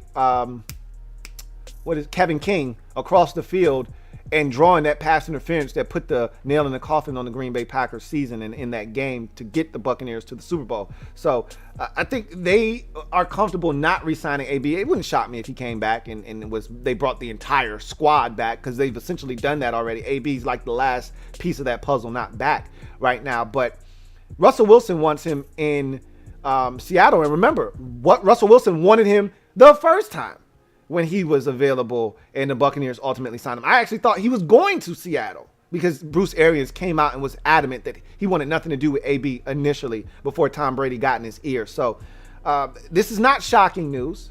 And I want to see if the Seahawks, out of spite, don't even look AB's way because they are unhappy with Russell Wilson and they're just being petty. I don't know if that's the game they really want to play right now, but I don't know if they want to give in to the demands of Russell Wilson, okay? So that's interesting to watch. If AB's sitting out there and the Buccaneers end up getting him back and it's for minimal money, it's going to piss Russell Wilson off even more, okay? Because this is a guy that he's been pursuing since he was reinstated into the NFL. And he did the same thing with Russell Wilson, I'm speaking of, did the same thing with Josh Gordon, and it didn't really work out in Seattle. And I think they're looking at that situation as like, hey, you asked for Josh Gordon and the shit didn't work out. You're asking for AB. I don't know if this is going to work, man. Like, we're good on AB. So that's something to keep an eye on. That could be another situation that causes fracture and dissension in Seattle if AB doesn't end up a Seahawk. That's something to keep in mind. But there's not a massive market for Antonio Brown. I think it's those two teams, to be honest with you. It's either Seattle or it's Tampa Bay. I don't think there's a massive market in between those two teams. So we'll see what happens. In case you missed it, 49ers not overly eager to dealing Jimmy G. I'm calling BS again, just like I was with the Jets. They're doing the same thing. They're posturing. All right. Hey, look, man, I don't have to trade Jimmy G. I could draft. You're not moving up to number 3 to get a guy and sit him on the bench. That's not what we do in this league. We don't move from 12 to 3, give up what the 49ers gave up to then sit a guy on the bench, which is why I don't think it's Trey Lance, because I do think he needs to sit on the bench for a year. I think it's either Justin Fields or it's Mac Jones. I personally think Trey Lance is the best fit for their offense, but I don't think they traded all the way up from 12 to 3 to get a guy to sit him on the bench and let Jimmy Garoppolo play. That doesn't make any sense to me. And if it makes sense to anybody else out there, do me a favor, go to your sink, turn on the right faucet all the way up so that water is as cold as it can possibly get. Stick both hands underneath the spigot. All right, get the biggest glob of water, cold ass water you can, and splash it on your face and get your damn mind right. If you think that makes any sense, okay? Wake up. You're sleeping right now if you think the 49ers aren't looking to move Jimmy Garoppolo. They're posturing, all right? Just like the Jets were posturing. The only team this offseason that traded that didn't posture was Detroit. They were like, look, we're trying to trade Matthew Stafford. He didn't want to be here. We don't want him here. Well, we're ready to move on. This is a rebuild. He's not a part of the rebuild. He doesn't want to do this again. Hey, y'all go ahead and start calling us, and we'll take the best offer. The Eagles tried to posture because they wanted to try to extract a first rounder from somebody. The Jets tried to posture because they wanted to extract a first rounder from somebody. And now the 49ers are posturing because they're trying to extract a first rounder. And I read a report that said, hey, 49ers looking for a first round pick for Jimmy G. Who the hell is giving you a first round? If the Patriots aren't giving you a one, and I think you're getting a much smarter New England Patriots team this time around, because they could afford to give away first rounders like them shits grew on trees, and they could just reach up and grab another one because they had Tom Brady. So first round picks weren't all that important. We draft a guy. If he works, he doesn't work, so what? It doesn't matter. We got Tom Brady. We'll be fine. They don't have Tom Brady anymore. So they have to start valuing assets. They can't just give away first rounders anymore. They have to start being more prudent with their draft selections and draft capital, and they have to be more mindful of what they're doing. And I think you're going to see a much more cautious approach to the draft with the New England Patriots because they're not that team anymore. So I don't think the Patriots are giving up a one. And if they're not giving up a one, I don't think anybody's giving up a one for Jimmy Garoppolo. And they're trying to get someone to give up a one. It's not going to happen. And that's when they're going to realize, okay, we're probably going to have to take, this 2 or this 3 for Jimmy. And once they get to that realization, once they understand, all right, we've extracted all the value that we can out of Jimmy, they'll move him to the Patriots. The Patriots want this done sooner rather than later so that they don't have to spend 15 on Mac Jones or packaging up picks to move up to get Mac Jones. They would like to, again, if the 49ers don't take him at 3, that is. They would like to know that we don't have to spend 15 on a quarterback, but rather somebody to help that quarterback. And whether that's an offensive lineman, whether that's a defender, because it doesn't have to be an offensive weapon. They went out and spent all this money on offensive weaponry, receivers, tight ends. They re-signed James White. They've done enough to make sure that the guy that comes in here, whether that's Cam Newton or somebody else, is going to have plenty of options to get the football to. So the draft is probably going to be more likely than not a defender. More likely than not, they'd love to get them a corner. It's known fact out there that when Bill Belichick's at his best defensively, he's got a lockdown corner. There's been all of this talk about them moving on from Stephon Gilmore. Where there's smoke, there's fire. I wouldn't be shocked if, we get one more year of him or they move him during the draft. If they could get their hands on a corner at 15, let's say that the spillage that we've been talking about gets to 15 and Alabama corner Patrick Surtain II is a guy that they've identified as a shutdown corner in this league moving forward. Or they think Caleb Farley, despite the injury concerns, is the best corner in the draft and had no business getting to them at 15, but because of the injury concerns, he falls out of the top 10, and they say, well, this is a guy that we think can be the next Stephon Gilmore for us. They'll move Stephon Gilmore at that point. They got J.C. Jackson coming back. So that's something else to consider. But I said all of that to say this. The 49ers are moving Jimmy G. Okay? They're moving Jimmy G. It's not a matter of if. It's a matter of when and to whom and for what. Just like I just said with the Jets, it's not a matter of if with Darnold. It was a matter of when, to whom, and for what. Same thing could be said for Jimmy G. It's a little bit different circumstance here. Jimmy G's under a long-term deal. They're not forced to do anything. Jimmy G's not leaving in free agency in a year or two. They can hang on to Jimmy G. Like, they're in a position where they can say, if I don't get what I want, I don't have to do anything rash. They're holding on to Jimmy G. But why? Why? You don't have to. Why would you? I think they're going to move him. So, there's that. In case you missed it, Larry Legend expected to retire. There are reports circulating that Larry Fitzgerald is contemplating retirement and 2020 being his last season. I can tell you, it feels like the end of an era in Arizona for Larry Fitzgerald, because last year, I don't think it was very much fun for Larry. Statistically, it was one of his least productive years, as you would expect. His skills are declining just a bit. I still think he's playing at a high level, but he can't do some of the things he once could. But more importantly, it was all about having fun. And last year wasn't fun. Remember, he missed a chunk of games with COVID, and they didn't make the postseason. And so I think last year was the first time he took a step back and actually said, man, I don't know if I'm having as much fun as I used to. I could be wrong, but last year, Larry doesn't miss games. He just doesn't. He's been one of the fortunate guys throughout his career that just hasn't had any major injuries, hasn't missed a ton of games, and he missed games last year. That's not Larry Fitzgerald. I just don't think it was fun for him last year, and I think he's ready to get to the next chapter of his life. We'll see. I won't rule him out. We could be hearing reports now that he's leaning towards retirement. We get closer to the season and training camp, and he decides, you know what? I feel like playing. I got that itch. Got the Jones in my bones. I want to play. I think he's going to retire, though. We'll see what happens. That's something to keep an eye on. In case you missed it, I find this to be very fascinating. What says you out there? Kyle Trask reportedly intrigues the New Orleans Saints.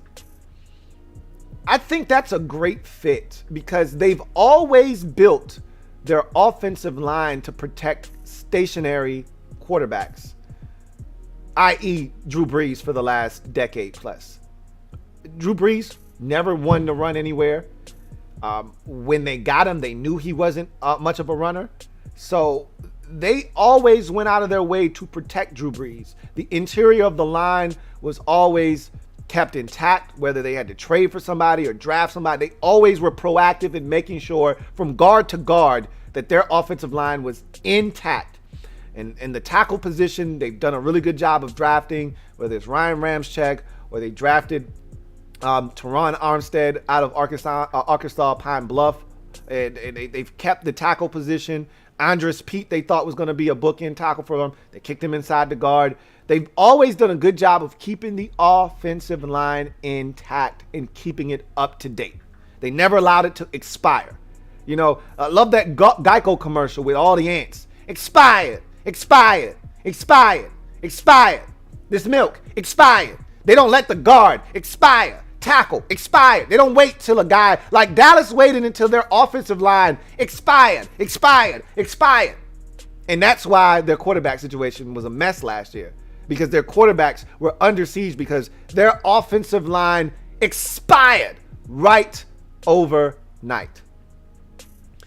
The Saints never allow that to happen. They're always proactive and put themselves in a position that they don't need what everybody else in the league has, which is a mobile quarterback. If you're Tampa Bay, if you're New Orleans, you don't have to have a mobile quarterback. You've got the offensive line in front of that guy that will provide a brick wall, essentially, an iron fence around him, if you will. You can get a pocket passer that can stand back there and cut you up. Kyle Trask is exactly that. And it makes a ton of sense that the Saints are intrigued by him, and they won't have to spend a first-round pick more likely than not. I think you might have to spend a second, though. There may be other suitors involved for Kyle Trask that may be intrigued by his talents and thinking about this. Remember, this was the guy that was a Heisman candidate finalist and a guy that up until the final 3 or 4 games of the season seemed to be in the driver's seat before Devontae Smith and Mac Jones started to make a hard charge. This guy, for much of the season, was viewed as the Heisman Trophy recipient, more likely than not. So Kyle Trask can play. Call him what you want. But I think the Saints are really interesting. And they're not in the Jameis Winston business long term. They keep signing him to 1-year deals, which means they're not going to tie themselves to him until he proves he can do it for them. I'm interested that the Saints are interested and intrigued by Kyle Trask, and I think that would be one of the better fits for him in the league if, in fact, he does land with the Saints. Something to keep an eye on. I think that is a really interesting fit, to say the least. In case you missed it, Aaron Rodgers reiterates Packers' future isn't in his control. I don't know if you guys had a chance to watch Aaron Rodgers on the Pat McAfee show, but he does a spot with him every week. And he was up there this week. He's hosting Jeopardy, which I'm not going to lie to you. I'm actually excited to watch Aaron Rodgers host Jeopardy.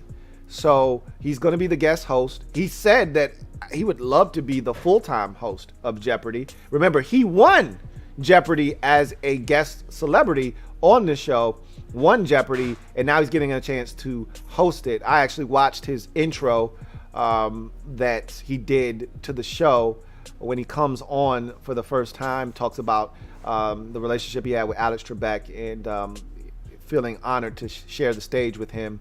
And that aside, though, okay, I went off on a tangent.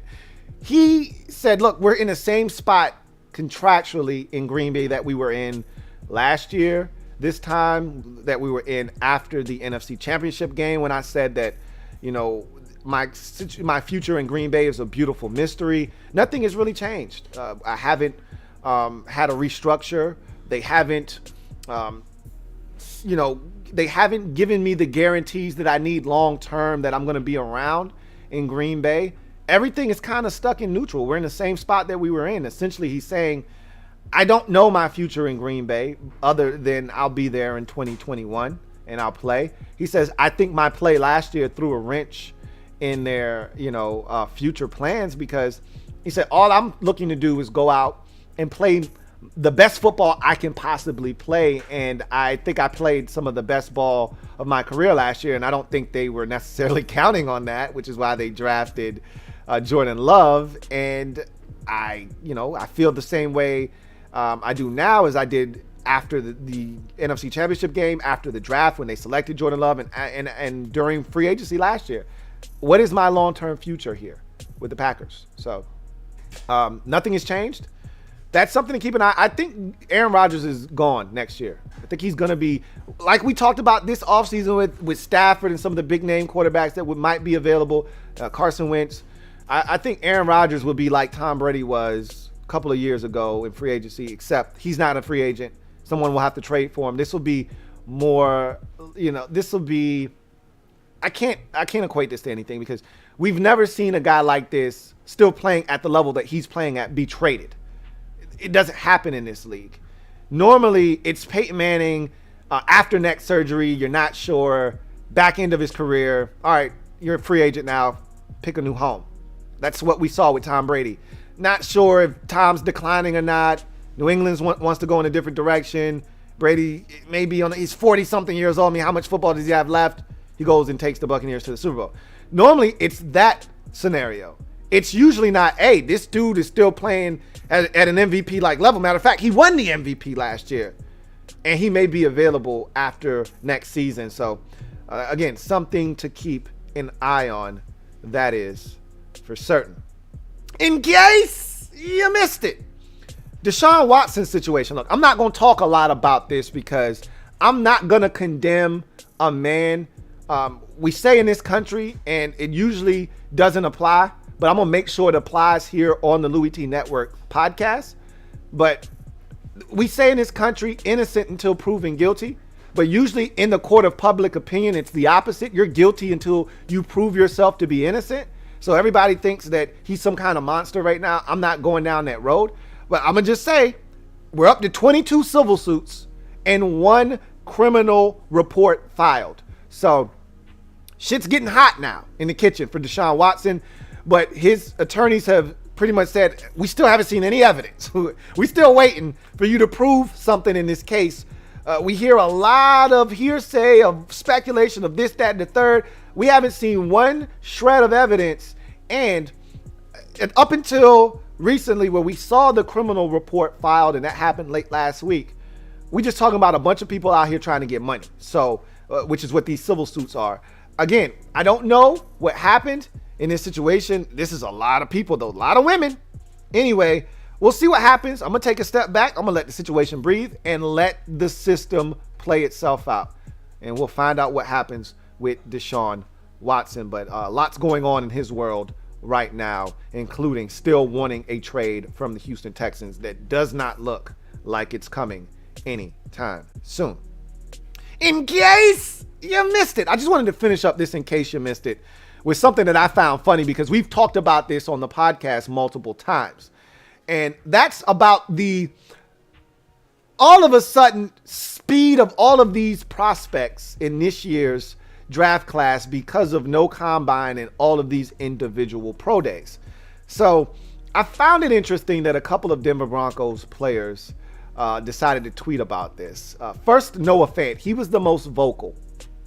Noah Fant tweeted the following: "Is it just me, or is this the fastest draft class in the history of the NFL? Question mark. And he follows that up with a shocked emoji.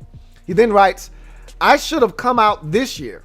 Would have made me a little faster," with a crying emoji. He then tweeted out again. He says, "The amount of 4.3s I've seen is wild," in all caps. I think he is kind of echoing the sentiments of all of us out there. I've been very vocal about the amount of 40 times that I think have been fabricated a bit because of human error. And look, that's no fault of these players that are out here running. They're still fast, okay?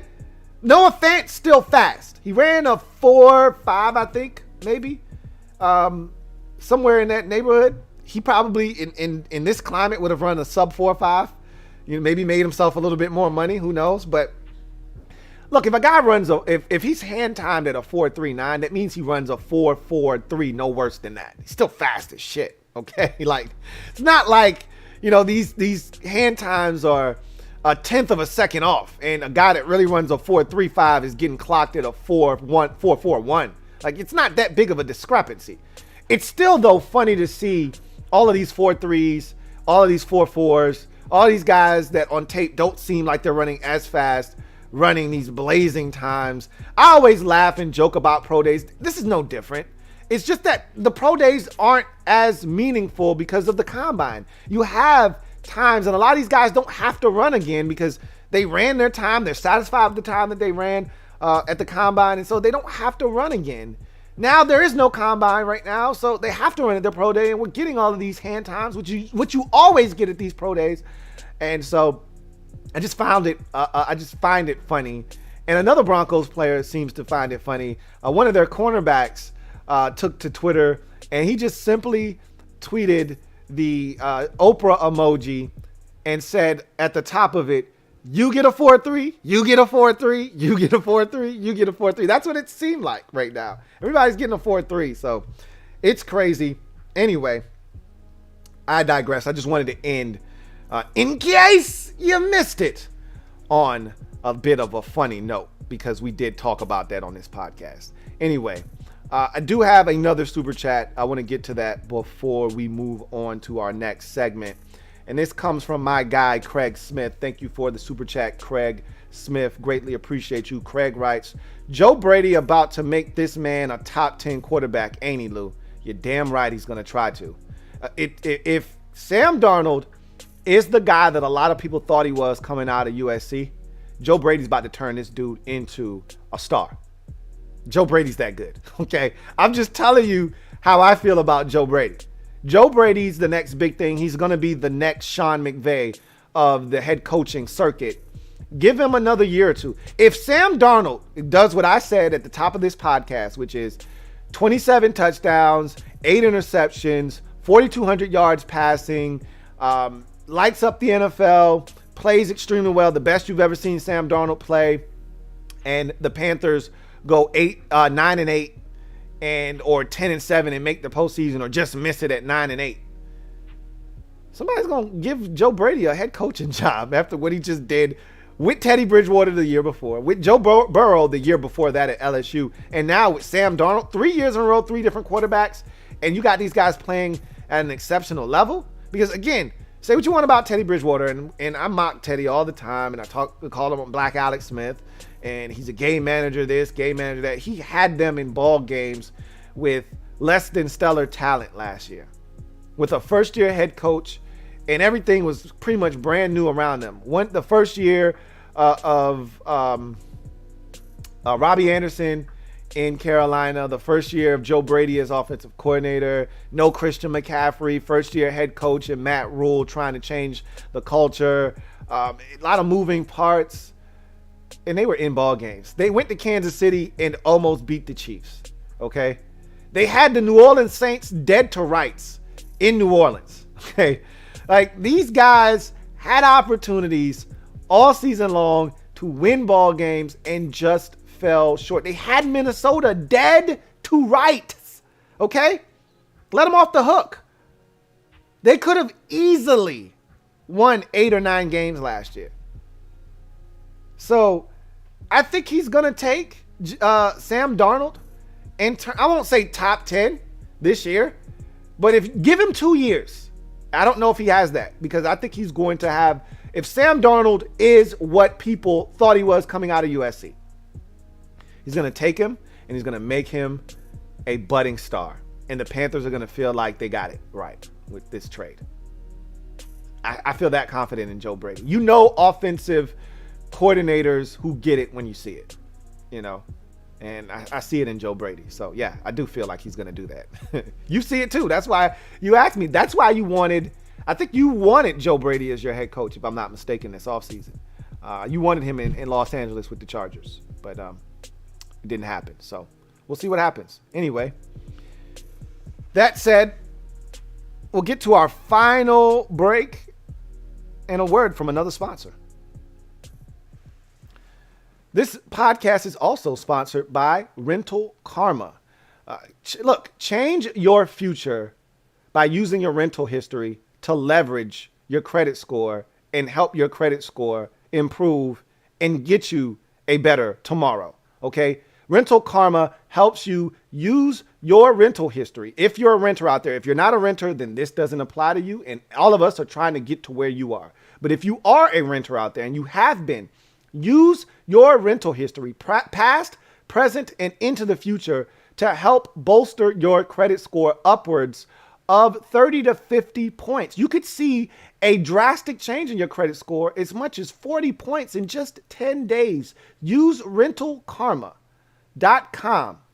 Use the promo code LTN25 to get 25% off of their services. That's rentalkarma.com. Use the promo code LTN25 to get 25% off of their services. Use Rental Karma to leverage your rental history and help change your future for the better. And tell them your man Louie T sent you. All right, let's finish up the show with garbage time. And before we do that, I want to go ahead and ask you so kindly to subscribe to the Louie T Network for more great content. Turn on the notification bell if you haven't done so. So hit that subscribe button first and foremost. Turn on the notification bell if you haven't done that. And then hit the like button. If you're out there, we're now at 176 likes. I really do appreciate you guys. We hit that 150, now the 175 mark. Now I'm being greedy, man. I'm being greedy. I want 200. There are 340 of you out there. We can do this. All right? Or as a wise man once said, we can do it. We can do it all night long. We can do it. Let's get to 200. Hit that like button. Really do appreciate you. So, with that said, I want to talk about the topic that was supposed to lead this show until it got bumped. And that's Atlanta and Detroit being among the teams that are reportedly interested in trading out of their spots in this draft. So Atlanta at number 4, Detroit at number 7, reportedly open for business and are among the teams that in this wild draft, and it hasn't even taken place yet, that's already seen movement within the top 10, could be other teams interested in moving out of the top 10. Now, Detroit, as we talked about already briefly, let's start there because I think the value of their pick and the trade value of it has diminished greatly with this Sam Darnold trade. I think that it's watered down what was perceived to be a hot spot in this year's draft. I talked about Detroit at 7 multiple times, and the hot spot that 7 could become because of Mac Jones potentially being taken at 3.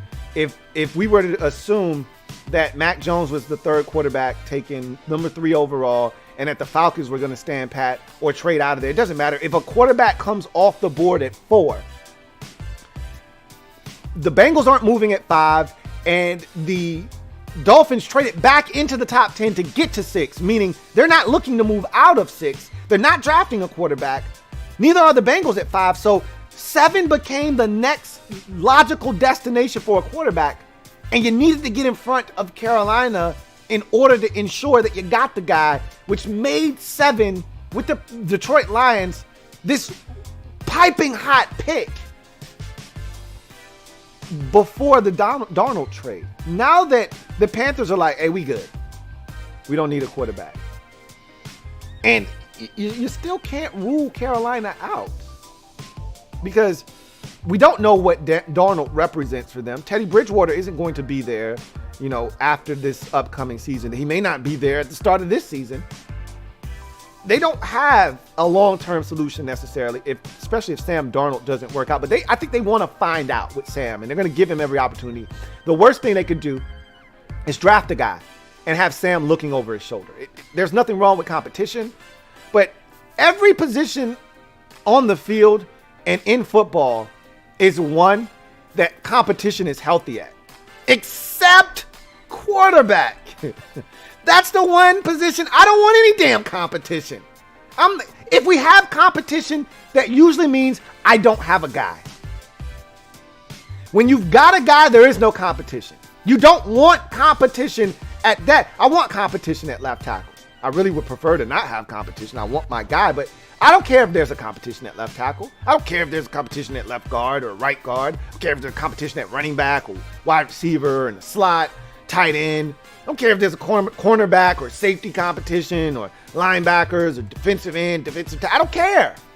I don't want competition at quarterback because that usually means I don't actually have a guy. So I don't want Sam Darnold looking over his shoulder. This is a clean slate for him.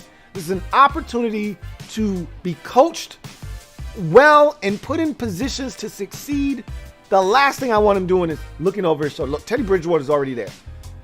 But the reason they traded for him, and he has to understand this, and I think he's smart enough to understand this. The reason they traded for him is because they don't believe Teddy Bridgewater is the long-term answer at quarterback.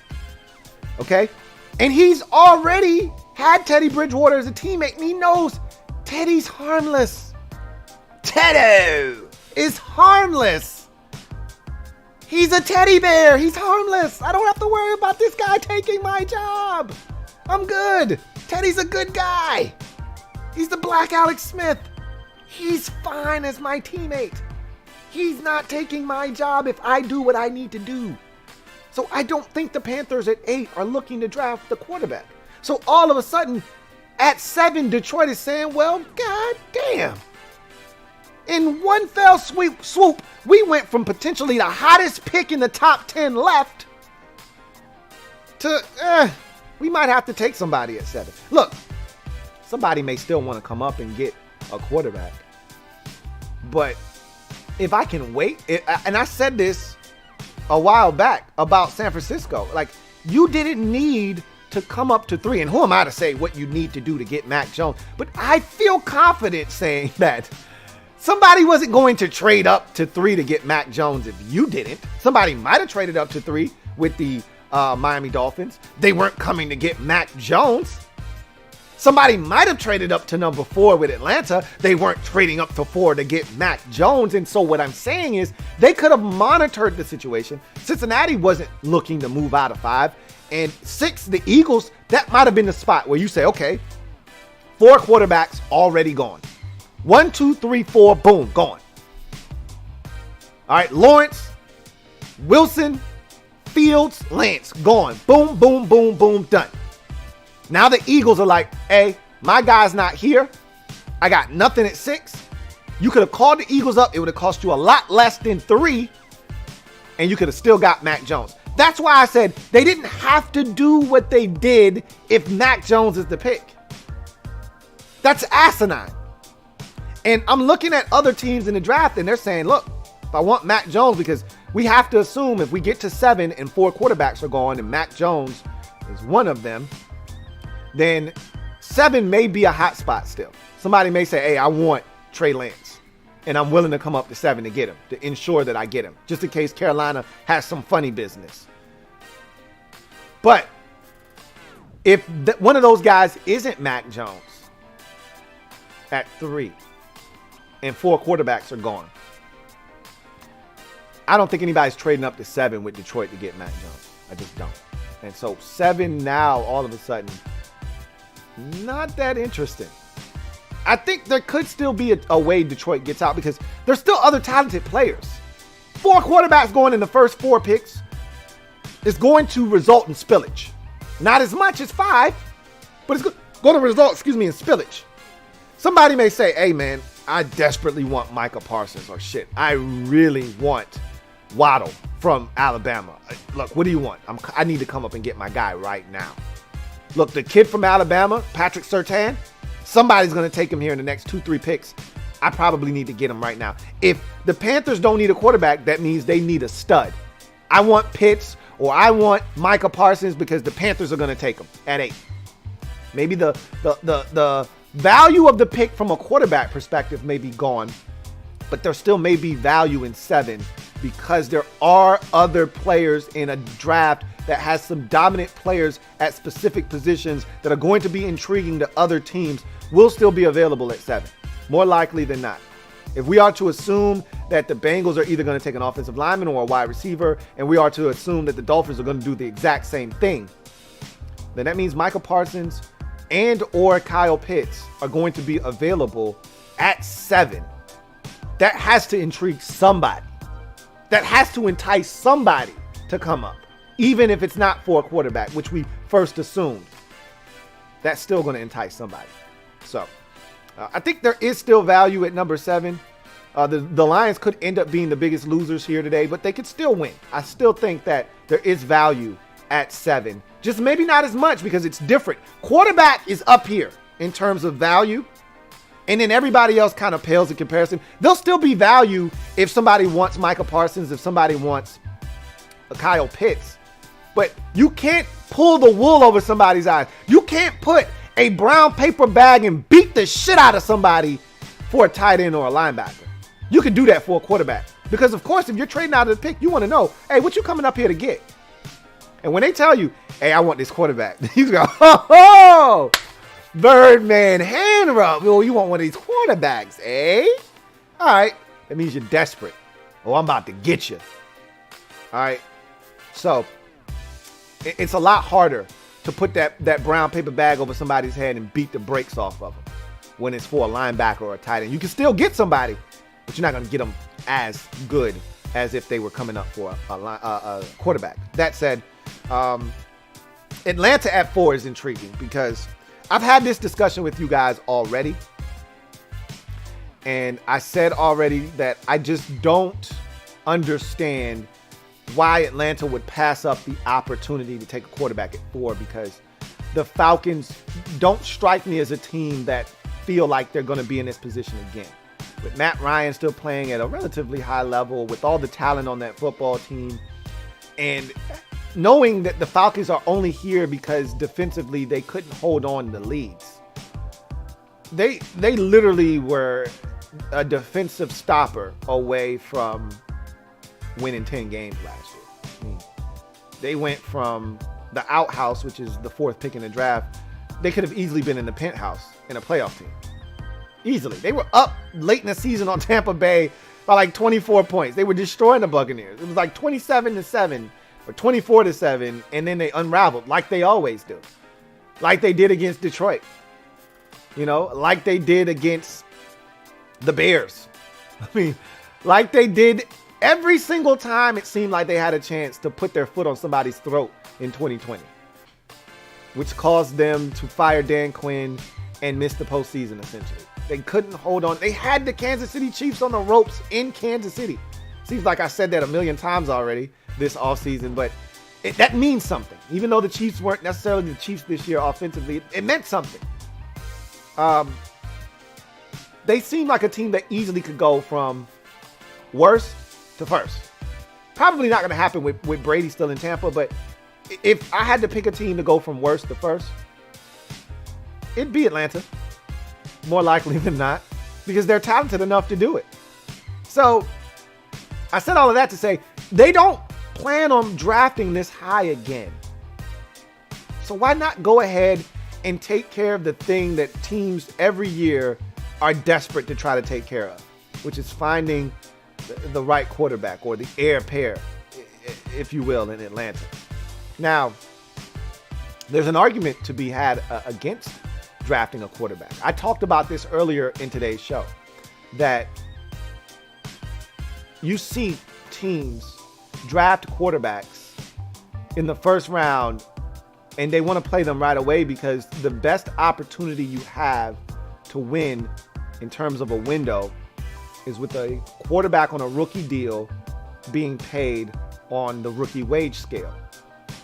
Once that quarterback, which you've already pegged as the franchise guy, gets to the end of his rookie contract, you're going to have to pay him an astronomical amount of money that's going to eat up anywhere from 13 to 15% of your cap, which means you're not in a position to make some of the moves that you once were when that quarterback was on a rookie deal. Hence, teams want to draft quarterbacks and play them as soon as possible to get that process started, i.e. Atlanta drafting a quarterback at 4, knowing that Matt Ryan, who restructured this offseason, isn't going anywhere, not only in 2021, but more likely than not, he's going to be their starting quarterback for the 2022 season. Nobody's doing that. Nobody's sitting a quarterback for 2 years. The Packers are going to do it here with Jordan Love.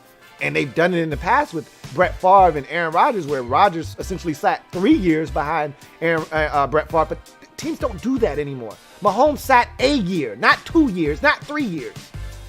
So I get that Atlanta doesn't necessarily want to put themselves in a position where if you're trying to win now, you're wasting draft capital because this guy that you're drafting at 4 isn't going to help you win right now. But it may also stop you from having to find the guy that you need to help you win in the future, or having to give up massive draft capital to come up to get a guy because you're not in a position to draft someone. So it's an intriguing dilemma the Falcons find themselves in with a brand new head coach in Arthur Smith, the former Tennessee Titans offensive coordinator, a brand new GM that they got from the New Orleans Saints and Terry Fontenot. It's a great position to be in, number one, but it's a hell of a dilemma that they find themselves in, because on one hand you can draft Kyle Pitts, he'll change your offense drastically, and maybe it catapults you to an 11-6 season in 2021. You could trade out of the pick at 4, pick up draft capital. I don't know how far back you'd be willing to move, but still get a hell of a football player to get a bunch of picks in return like the Dolphins did. And that could help you as well. Or you could take the quarterback at 4 and prepare yourself for a future that's coming, whether you like it or not. Whether you think Matt Ryan has a lot of good football left in him or not, it's coming. It's coming. You're going to have to replace Matt Ryan at some point. So you got 3 options. take a guy that's going to help you right now. That guy, more likely than not, is a Kyle Pitts. Move out of 4 altogether. Let somebody else come up and get the quarterback that you turned down. Pick up draft capital that'll help you win now. And maybe you'll still be able to draft the quarterback of the future. Maybe you already got a stationary quarterback. You've already built up the offensive line. You spent a bunch of draft capital on first round offensive linemen, whether it's Mitch McGarry or Caleb McGarry, or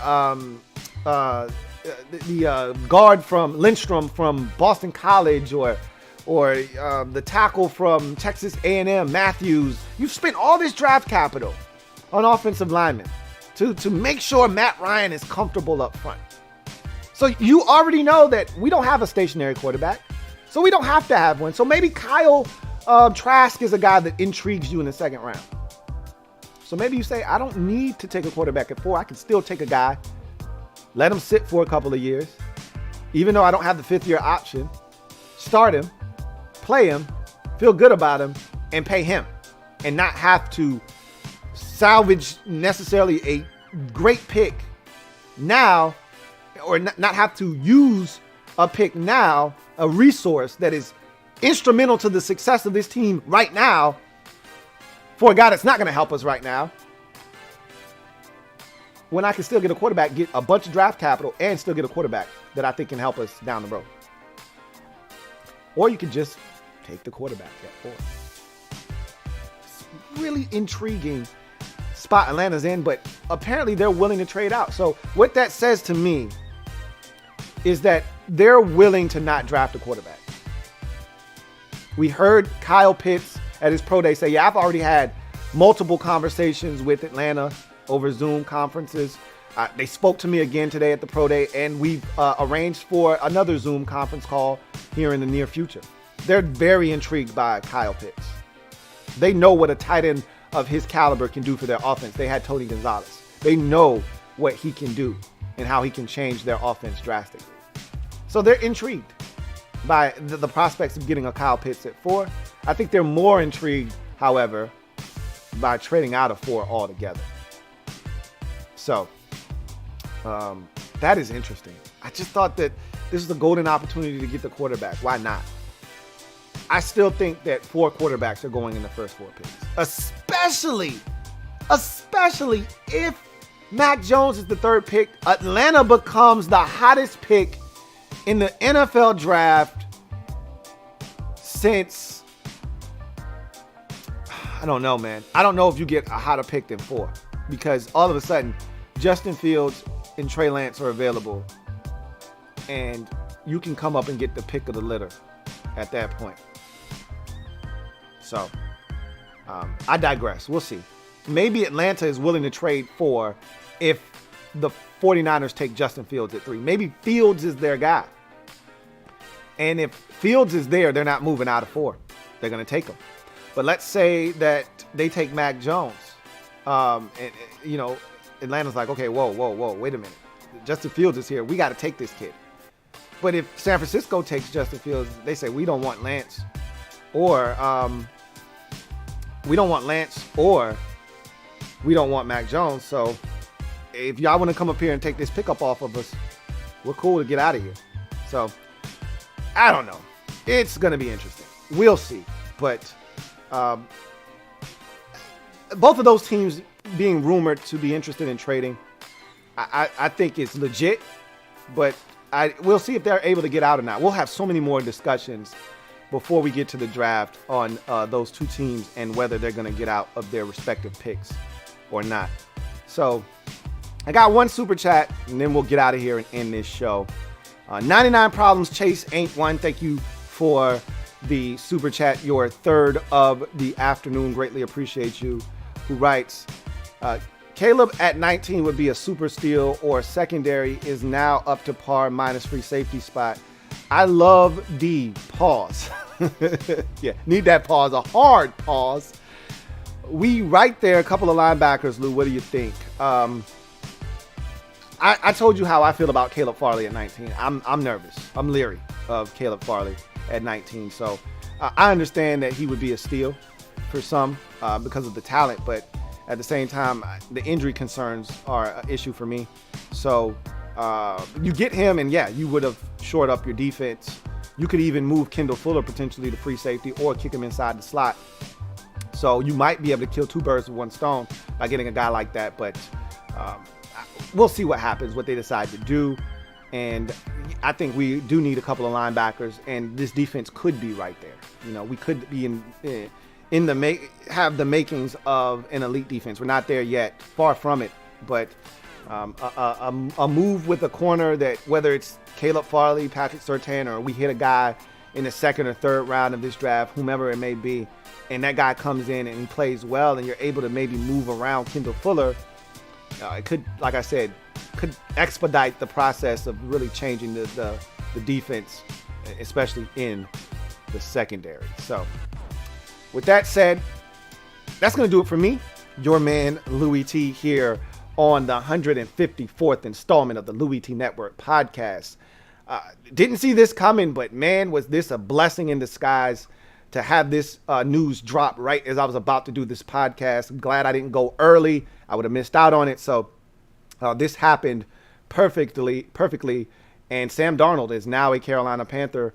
And in exchange, the New York Jets get 3 picks, a 6th rounder this year and a 2nd and 4th in next year's draft. So I'm going to glide to the side and allow you guys to enjoy the rest of your evening. We will be back on Wednesday, where I will allow you guys to take over the show with social media maneuvers. But until then, I'm your man, Louie T, signing off. Remember, if you haven't already done so, one final time, please subscribe to the Louie T Network for more great content. Turn on your notification bell so you don't miss a thing, and hit that like button. We're over 200 likes. I don't really have anything else to say. What more can I say? Really don't have much more to say. You guys have done what you needed to do.